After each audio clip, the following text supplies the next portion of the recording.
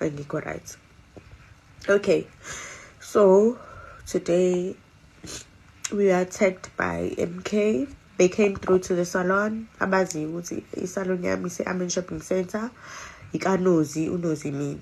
So bafikile I think last week, and osisi basesaloni they notified me ukuthi ayibo yazi bekufika abantu be-MK bebuza ukuthi ubani owner, bafuna i-owner kanjani what. Ngathi mina oni mina, and then kwashiwo ukuthi bazofika on Friday. So mina ngafika esalon today because I knew bazofika. And unfortunately I had a lot of things to do, so ngathi ukuhlala shuthi kube ukuhamba kwami bafika emva kwami. Guys, there's a video that I posted of them attacking osisi basesalon. They were harassing umuntu wesifazane. Abantu besilisa, guys, laba, I'm not going to mention laba abantu besifazane that were there praising. I'm very happy ukuthi kusesalon yaNozi, just because they are all jealous ukuthi siyasebenza sisazi isitori sethu. So into engifuna ukuyazi ke, I understand ukuthi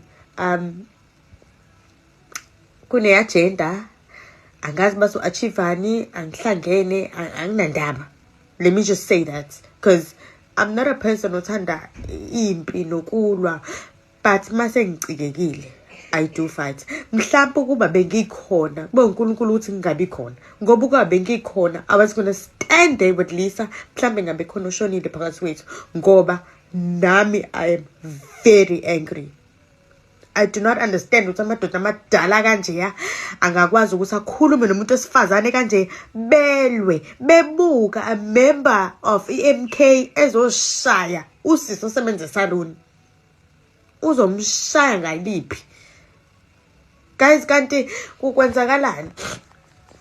Mina ngifuna ukwazi, ngifuna lama politicians, ngifuna lo baholayo, because bekhona lapha umile neskipe screen.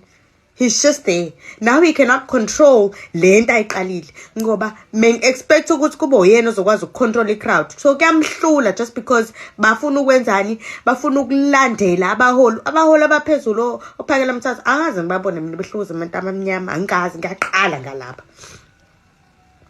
And the sad part is that there were a lot of people wearing much too much t-shirts. So now ne much too much isizoqala ke siyangena ekuthenini manje kuzohlukunyezwa umuntu omnyama mina. Isaluni yami mina uNozi. So ngifuna ukwazi ukuthi ke mina senze njani ngesikwazi ukutshela ukuthi sizolimala, and then expect ukuthi fanele sisabe abanye bethu nje. Mina ngihlangani ke ungamani usibeke la isibhamu uthanda ngihlanganishe. Ngisanganela ngizokutshela ukuthi uyindoda ngihlangane. So ngifuna ukuthi ke bangitshela bafunani. I want them to tell me ukuthi bafunani, because I cannot stand them for them to keep harassing abasebenzi. I cannot stand that. Ingane zabantu lezaya. If anything happens to them, ngiyochaza ngithini mina? Ngiyothi kwenzakaleni kubona? Kosanini ke namhlanje ngikwazi ukuthi ngisaluni ngiyobacheck ukuthi ba right, ayikho umuntu olimele. Kunama clients lapha, kunezingane benza yonke le nonsense, kugcweleyo izingane lapha esaluni. If kuthiwa bekulimazwana bekuzokwenzakala. Guys, ngicela nishare le video because ngifuna bangiphendule. Lama politicians ngifuna ukuphenduleka.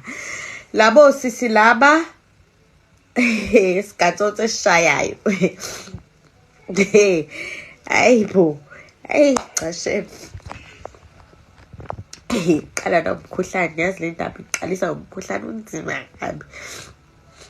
Abanye bayashaya. Njobe senisele nodwa kodwa basinibopha cabanga. Gatsonzo lezi ngizobe sezingasekho.